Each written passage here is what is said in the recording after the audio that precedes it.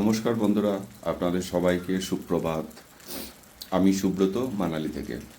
তো ভিডিওর হেডিংটা দেখেই বুঝতে পেরেছেন আজকের ব্লগটা কী নিয়ে আমি বানাতে চলেছি। তো আজকে সকালবেলা ঘুম থেকে উঠলাম, উঠে বাইরে জাস্ট এসেই আমার তো মাথা খারাপ হয়ে গেল। বাইরের কি সাংঘাতিক অবস্থা।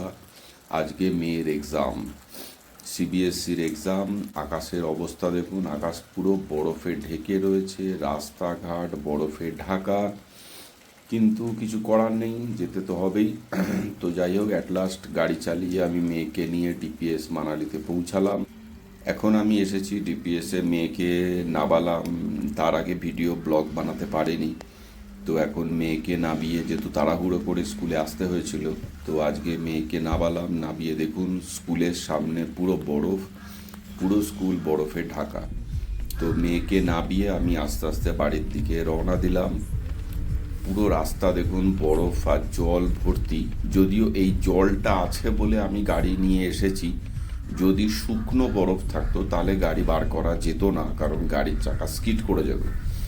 এই বরফে, এটাকে গিলা বরফ, তো এই গিলা বরফে গাড়ি চালানো যায়, অসুবিধে কিছু হয় না, কারণ জলের ফ্লো রয়েছে। তো চাকা স্কিড হওয়ার সম্ভাবনা খুব একটা বেশি নেই। তো আমি এই রাস্তা, ডিপিএস মানালিটা হচ্ছে হিড়িম্বা দেবী টেম্পলের আরেকটু ওপরে।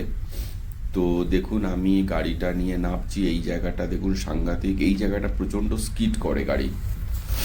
তো খুব সাবধানেই ভিডিও বানাচ্ছি, গাড়িও চালাতে হচ্ছে। তো দেখুন এই জায়গাটা পুরো বরফে ঢাকা। হয়তো স্ক্রিনটা ঘোলা লাগছে, কারণ বাইরে টেম্পারেচার আর ভেতরে টেম্পারেচারের ডিফারেন্সের জন্য স্ক্রিনটা ঘোলা হয়ে গেছে, উইন্ডস্ক্রিনটা ঘোলা হয়ে গেছে। তো দেখুন এখান থেকে নামছি। এই সামনে একটা কাঞ্চি আছে, মানে মোড় আছে, যাকে পাহাড়ি ভাষায় আমরা কাঞ্চি বলি। তো এই কাঞ্চিতে, এই কাঞ্চি থেকে নামতে হচ্ছে। দেখুন গাড়িটাকে কিভাবে নামাতে হচ্ছে।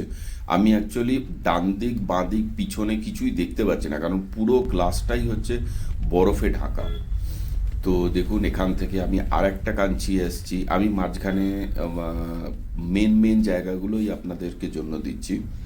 দেখুন এখানে আর একটা কাঞ্চি আছে, এই কাঞ্চি দিয়েও নামছি। নেবে আমি সোজা যাচ্ছি বাড়ির দিকে, প্রায় বাড়ির কাছে চলেও এসেছি।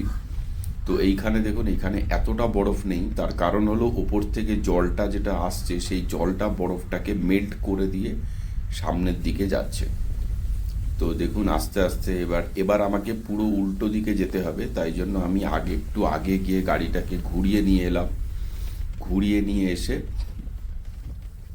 আমি এবার আসছি। দেখুন এখানটা পুরো কাদা, বরফ, কাদা নেই, বরফ জলে পুরো মিশে রয়েছে। তো এই বাঁদিকে সরু রাস্তাটা দিয়ে আমাদের বাড়ির জন্য নামতে হয়। আমি ওপরের রাস্তাটা দিয়ে আমি নেমেছি। নেবে গাড়িটাকে ঘুরিয়ে নিয়ে এসে এখন এই সরু জায়গাটা দিয়ে নামতে হচ্ছে।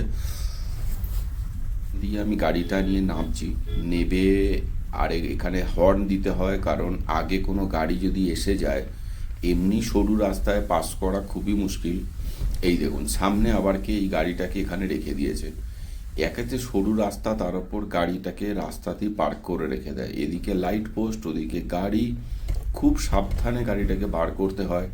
সুতরাং বুঝতেই পারছেন, তার উপর চাকা স্লিপ করে বরফের মধ্যে।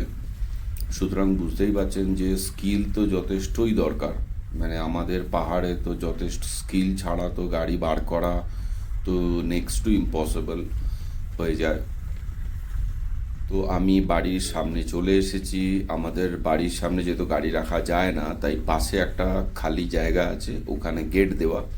তো ওখানে আমরা গাড়ি রাখি সবাই, যারা যারা ওখানে রাখে তারা ওখানেই গাড়িতে রাখে। তো এসে গেছি, এবার আমি গাড়ি থেকে নেবে গেটটা খুললাম।